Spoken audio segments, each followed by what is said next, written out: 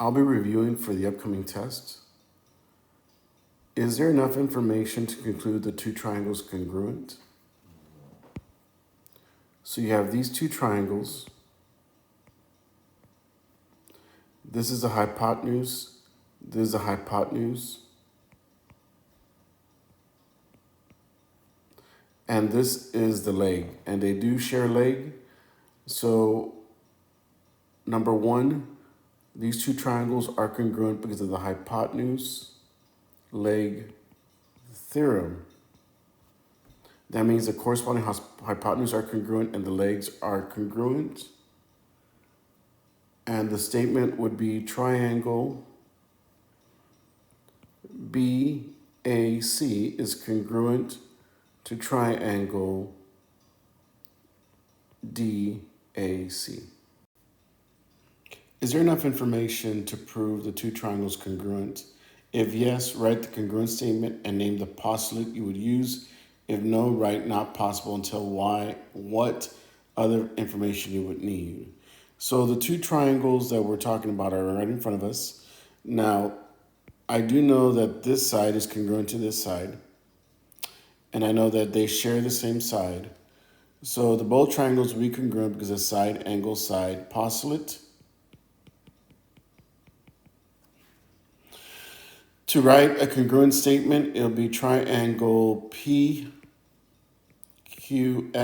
is congruent to triangle RQS. Two sides of an equilateral triangle have the lengths of x plus 2 and negative 2x plus 20. So what I'm going to do is I'm going to draw an equilateral triangle. And so for an equilateral triangle, we know that all the sides are congruent. And we also know that all the angles are congruent. And so we know that these two sides are x plus 2 and negative 2x plus 20. Since both sides are congruent, I'm going to set them equal. So I have x plus 2 equals negative 2x plus 20. I'm going to add 2x to both sides. I'm just going to solve the equation. So you have 3x plus 2 equals 20. Subtract 2. So you have 3x equals 18 divided by 3. So x equals 6. So we have 6 plus 2 gives you 8. So each side has to be 8. So this side is 8 and this side is 8. So which of these two could be the sides? So 14 minus 6 or 2 times 6 plus 4. It has to be 14 minus 6 because 14 minus 6 gives you 8. Number 7, what statement correctly completes the proof? So PQ is congruent to PR. So segment PQ is congruent to segment PR. PS bisects angle QPR. So this angle is congruent to this angle, and these two sides are congruent. So as I told you before, in a proof, you always start with the given, and they did give us this. They also gave us the angle bisector. And the third thing that I did say was the third side was congruent to itself. So now we can say that the two triangles are congruent because of side, angle, side. So all you have to write is triangle QPS is congruent to triangle RPS, right? And ultimately, we wanted to prove that Q is congruent to R, and that's true because of corresponding parts of congruent triangles are congruent. In a A-frame home, the two sides extend from the ground. Two congruent sides extend from the ground to form a 34-degree peak. What does the angle of each side form with the ground? So they're asking for this angle and this angle, which are your base angles. So it's going to be 2x plus, and this is x, and this is x, they're both congruent, plus 34 equals 180. So you have to subtract 34 from both sides. So it's 146, then you divide by 2. So it's 73 degrees. So each angle has to be 73 degrees. Number 9, CB is perpendicular to BD, and we know that it forms a right angle. And I show it there, which is the blue. DE is perpendicular to EC, and you see with the red, they make a 90-degree angle. So the first statement, we're trying to prove that triangle DBC is congruent to triangle CED.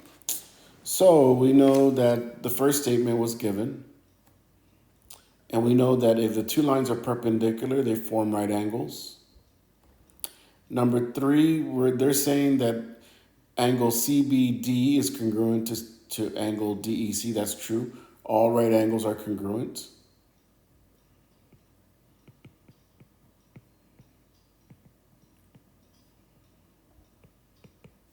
All right angles are congruent. Segment CD is congruent to segment CD. That is reflexive property. That means it's congruent to itself. And the two triangles, you can see that they have a hypotenuse and they have a leg. This is the hypotenuse. They share the same hypotenuse. And this is the leg, and this is the leg. So both triangles are congruent because of hypotenuse leg theorem. So for number 13, we have the two-column proof here. So they're saying that SD is perpendicular to HT, and that's given. And they're also telling us that SH is congruent to ST. That's given. They do share a side. So triangle 1 and triangle 2 are right triangles. So number 2, it says angle SDH and angle SDT are right angles, and that's definition of perpendicular lines.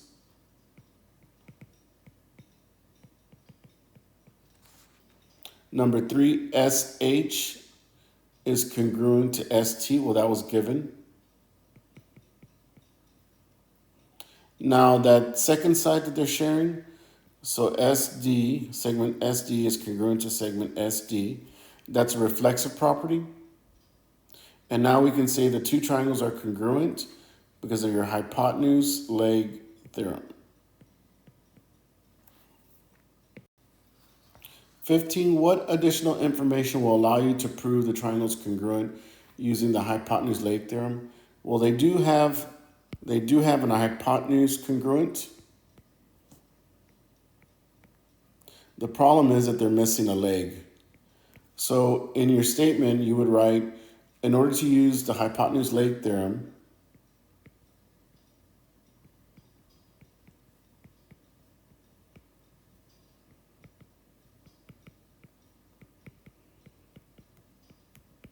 you still need a corresponding leg congruent.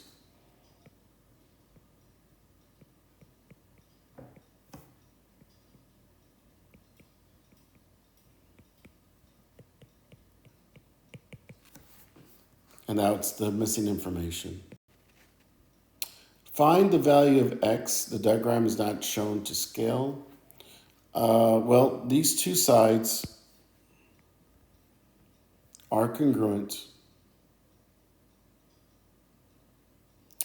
And this one is 5x minus 30.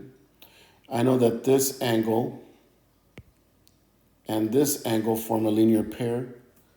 So what I'm going to do is I'm going to say 5x minus 30 plus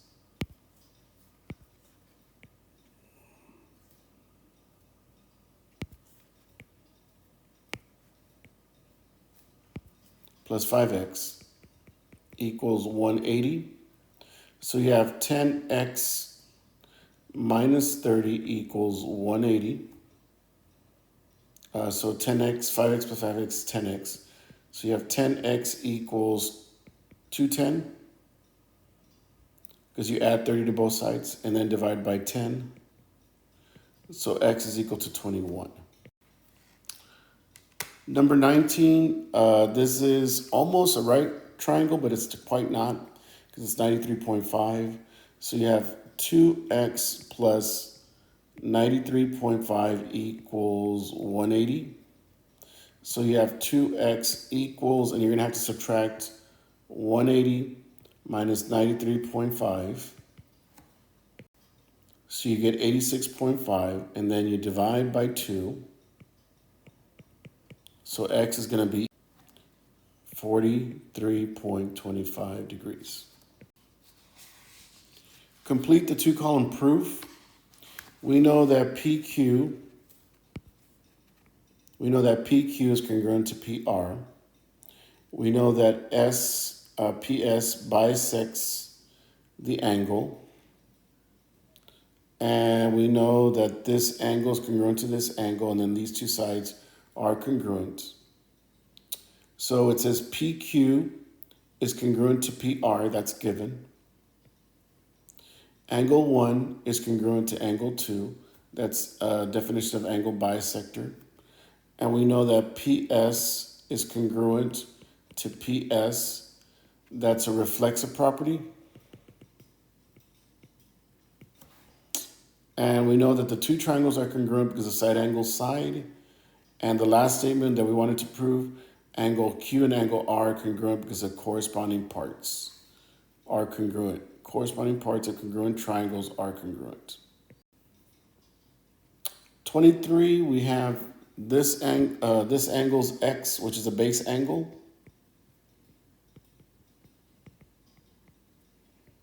That's a base angle. This is 56.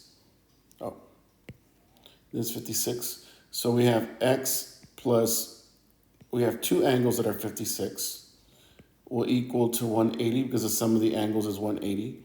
So you have X plus 112 is equal to 180. So after you subtract 112 from 180, you get 68.